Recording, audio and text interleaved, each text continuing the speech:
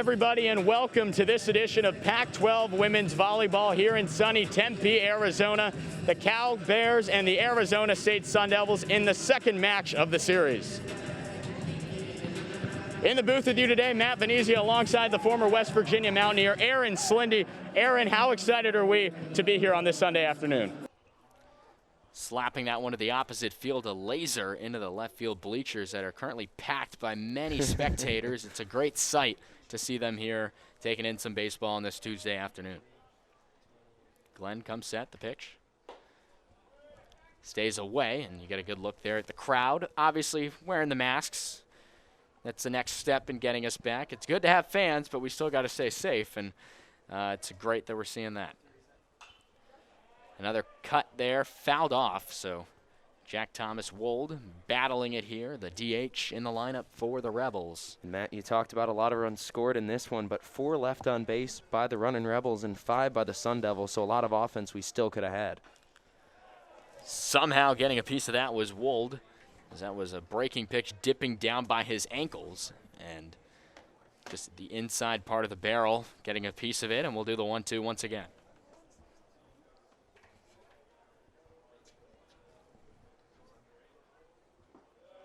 Breaking pitch in the dirt. Nice block there behind the plate by Ferry for Arizona State. We'll do the 2-2 again.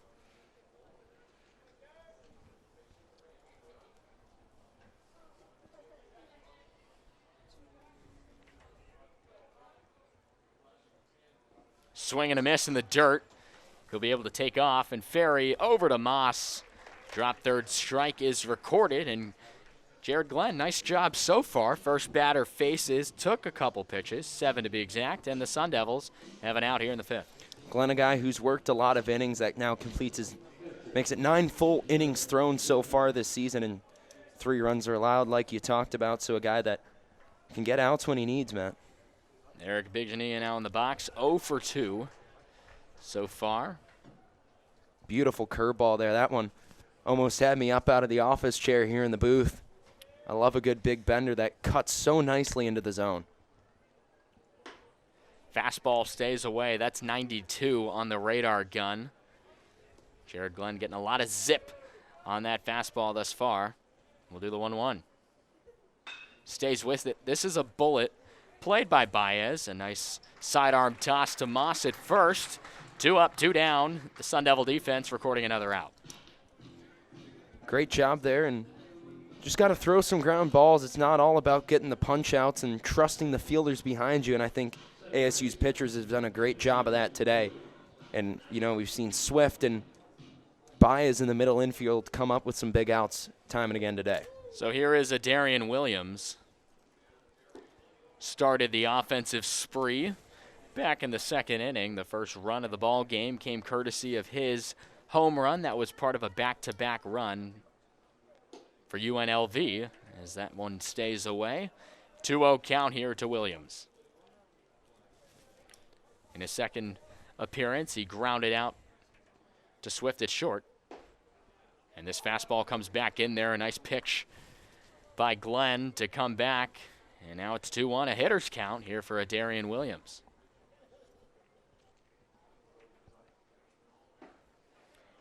Taking the entire way. I'm not sure Williams was expecting that one. 89 on the gun, and from 2-0, it's now 2-2. The deuces are wild here in the top half of the 5th. Pitch. Breaking pitch, just jammed to right. It hangs up just enough for Kai Murphy to make the play. The Sun Devils haven't seen it too often. A 1-2-3 inning here in this offensive juggernaut of a game. We send it to the bottom of the 5th. Stay with us on Pac-12+. Way through here with ASU baseball and the University of Nevada, Las Vegas in here today.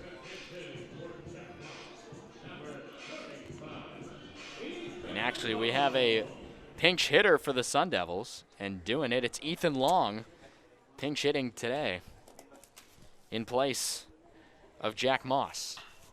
First pitch swinging, this one's popped up.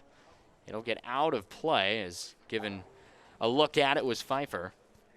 And it's an 0-1 to Ethan Long. Yeah, Matt, Moss got a chance in the lineup today to try and come in and make an impact. Had made some limited appearances at the plate so far this season. 0 for 2, struck out, grounded out weakly to the pitcher, and they'll try to give Long a chance here with the lumber in his hand.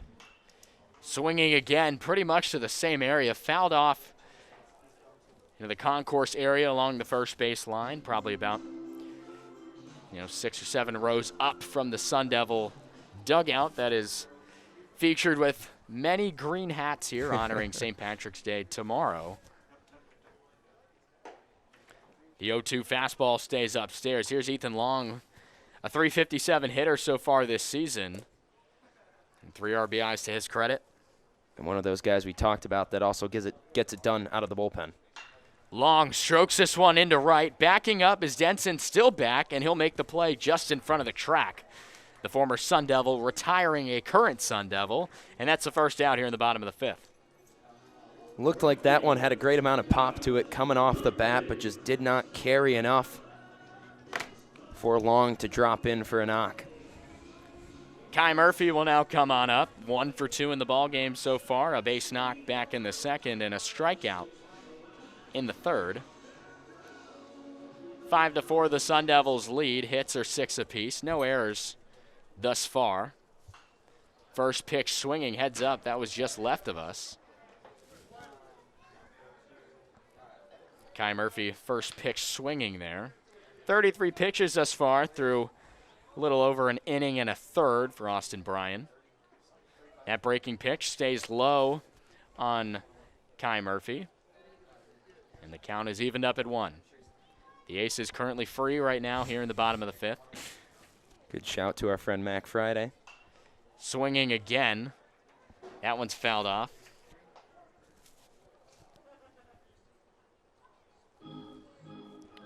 So 1-2 count now to Kai Murphy. And this left-on-left matchup that benefits the gunslinger on the mound.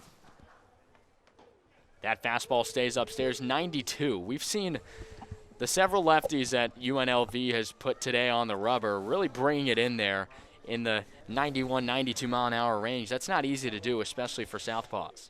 They've also had some great control here. We saw Bryan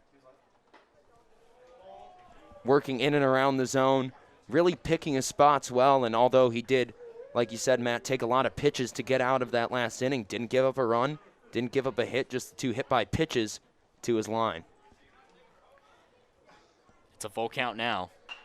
Just slapping that one into left field. Kai Murphy's got his 2nd hit of the day. Coming on to field, it is Krizik, and the Sun Devils have a 1-out base runner there, virtue of Kai Murphy's 2nd hit of the day. And that'll bring up Sam Ferry, who in his last appearance took one over the wall of honor, a no-doubter for the Sun Devils. He's got a sac fly to his name as well, contributing almost half of the Sun Devil offense here from this man. Ferry came out swinging first pitch on that home run. We'll see what he does here. He does so here and just torches one to third. They're going to try and double off Murphy. Not in time. A bullet off the bat of Sam Ferry. He was sitting on it. And an absolute stab over there by Alarcon. And a loud out number 2. Yeah, well, he answered our question pretty quickly and emphatically if he was going to swing at that first pitch. That ball is a foot away off the glove of Alarcon from ripping down the line and most likely bringing Murphy around to score. Cade Higgins had to wear one last time up. He'll step back in here again. First pitch swinging out to center field. This one's loud. Still back in center, off the top of the wall. Rounding third and going home are the Sun Devils, and it will be an RBI double for Arizona State. Kai Murphy came all the way in from first, and a nice piece of hitting from Cade Higgins off the top of the wall. Pretty much carried it all the way there. And the Sun Devils' lead is now 2. Yeah, really awkward play for Gamble there in center field, battling the wind that has the flag of the great 48th state of Arizona and the American flag blowing at full go, and he kind of misjudged it, it seemed like, but then caught up to it right as he got back towards the wall. 6-4 the Sun Devils lead. Showing bunt for a hot second was Lampy, who showed us that he was willing to do it last time. He nearly bunted one fair down the third base line. The Rebels had the shift on, so he definitely would have reached if he had laid it down. And aware of that is Alarcon stepping in just a little bit here at third. The 1-0. Swinging heads up. That one hit off the rope here, the stanchion, keeping the net up, and actually redirected just several feet away from us. Heads up. Got to keep our head on a swivel up here in the broadcast booth. The 1-1 count now to Joe Lampe in the box. Lampe waiting for that breaking pitch to drop. Coming on from short, the play is made by Rosenberg. The Sun Devils get one more run, virtue of the double from Kate Higgins. Arizona State leading at 6-4 after 5. Stay with us on Pac-12+. The Sun Devils had to overcome an early deficit of 3-0 in Game 1 of this series to ultimately have the game end in a 4-4 tie. Arizona State forward Michael Mancinelli scored twice in the contest for ASU. This never-quit mentality that the Sun Devils have been playing with all season long has been driving them through the Big Ten Conference. The Sand Devils currently have one player on the roster from the East Coast. Maria Kowal, the native from Vienna, Virginia, is ready to bring her game from one coast to the other. The Sun Devils have struggled immensely to begin this season here in the 2020-2021 campaign. They've had a tough time getting themselves situated on their side of the net, let alone control the opponent on the other. There's no doubt that this was a great statistical performance for Taya Hansen, but this game also showed the great leadership qualities that the junior has. Due to several injuries, the Sun Devils had to start 3 freshmen out on the floor. With all that little experience out there, someone needed to step up, and Hansen did just that. Sun Devils shot less than 21% today from the field, and they also struggled from deep as they only knocked down 3 of their 24 attempts. The Washington Huskies were not much better as they only shot 38%, but they played well enough to get the win in a game that both teams will want to forget about as soon as possible. The Sun Devils shot a weak 27% from the field, and on top of that, they gave the ball away to the Wildcats 27 times in the losing effort. To make things even worse, Arizona guard Ari McDonald torched the Sun Devils with 22 total points, including 5 3-pointers from downtown. Now the Sun Devils will turn their attention to the Ohio State Buckeyes for the final series of the first half of the regular season. Coming into this series, Ohio State ranks 2nd in the Big Ten in penalty kill, and they're 22% effective on the power play. Special teams are a huge area that the Sun Devils are trying to focus on, and they'll need to have the special teams locked down and ready for when they take on the Buckeyes this upcoming weekend. Sun Devil goalie Cole Brady was a brick wall in net this past weekend at Michigan State. In Game 1, he made 36 saves, allowing just 2 goals in the win for the Sun Devils, and in Game 2, he made 20 saves on 22 shots. Yes, the young netminder has had his ups and downs this season, but Brady may be getting into a rhythm to close out the year. For our calls, we haven't had that fan interaction that much, and it seems like now there's a decent amount of it here. Back to the action as Usanovic gets up high. Nice dig there by Taylor Borup. And Nunneveller got up high, a much-needed point there by the Oregon Ducks. And it's now 8-6. Serving number 21, Kylie Robinson.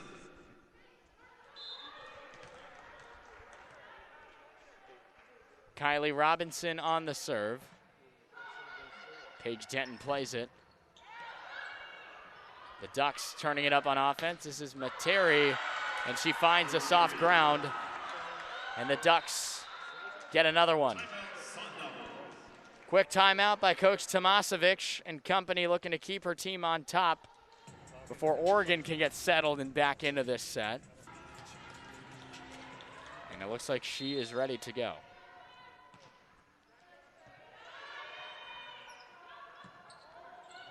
Usanovic blocked up high by the Ducks. The Devils will now regroup on offense. Levinska's try finds the spot. Marta Levinska makes it 9-7. And a great use of the timeout. The Sun Devils get back in sync, and Marta makes it 9-7. Serving Ivana Sarnovic.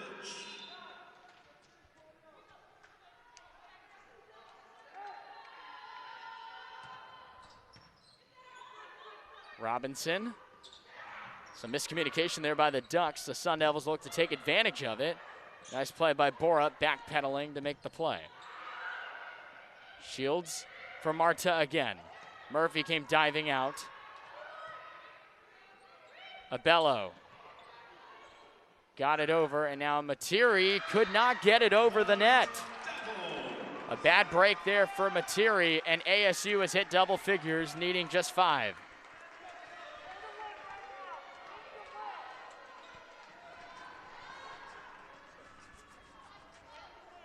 Iman Usanovic will look to keep the Sun Devil momentum moving forward. 1 timeout remaining for both sides. Robinson for Nunneveller, played by the Sun Devils. This one's got to go, and it falls. Marta Levinska. 3 unanswered for Arizona State out of the timeout. And the Devils separating themselves even more, but look to keep it going. 8 kills for Iman. Nunneveller for Robinson, and now back to Brooke. And wow, Usanovic barely flinched as that one gets down. And the Ducks put an end to the ASU 3-0 run.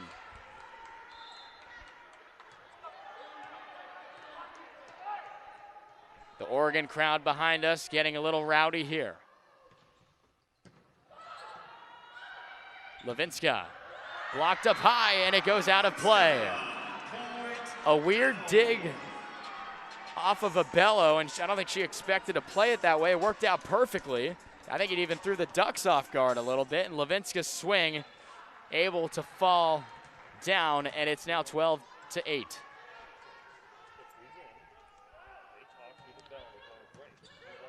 Robinson goes from Materi. The Sun Devils dig it out, and now here they come. Back to Marta. A nice float. Murphy out of the back, Nunneveller. Shields goes for a bellow. Blocked down by the Oregon Ducks. And it's now 12-9. The Ducks, there's a reason that they're the number 16 team in the country. They're not going down easy. The Ducks fighting for it here. And a lot of these players are playing at home. They don't want to lose at home. A nice return back. Plenty of family in the crowd for the Oregon Ducks. Shields, back set for Marta. Levinska with a bullet, able to find the surface. That is Marta's 20th kill. And it makes perfect sense to keep feeding her. She is as locked in as ever. Swinging better than 220 right now. And with all the attempts she's had, leading the charge in that category. Very, very close on that serve. It goes out. And it's now 13-10. Substitutions being made here by Oregon. Elise Ferreira will check in, and now she goes to the service line. She has given the Sun Devils some challenges today, even though she just has 1 ace. She's gone on a lot of good runs. And Ferreira puts it right into the net. And the Arizona State Sun Devils have an opportunity with this next serve to close out the match. After trailing 2-1, entering the 4th set, the Devils looking to play upset here against the number 16 Ducks.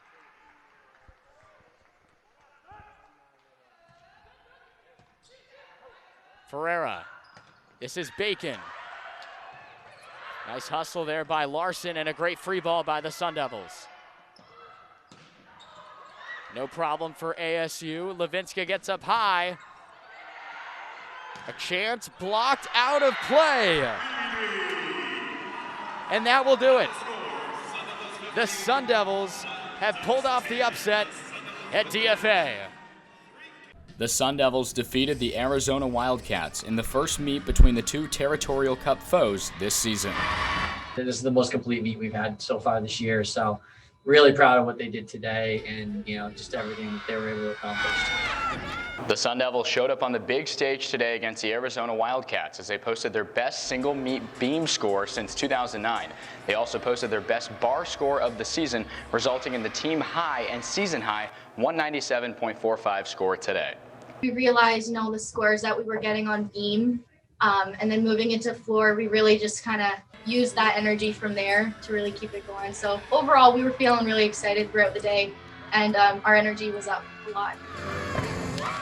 Even the youngest of supporters were excited for Territorial Cup Gymnastics today, and rightfully so, as the Sun Devils won all 4 events this afternoon against the University of Arizona. ASU has grabbed the first of 2 meets between these in-state rivals, building more momentum moving forward. We can all try to claim like this is just another meet. It's not just another meet, right? It's a rivalry. You never want to come up short on the rivalry. Next, the Sun Devils will be heading on the road to take on the Washington Huskies this upcoming Sunday, as ASU will be looking to build upon their number 17 rank in the country. This has been Matt Venezia, Cronkite Sports.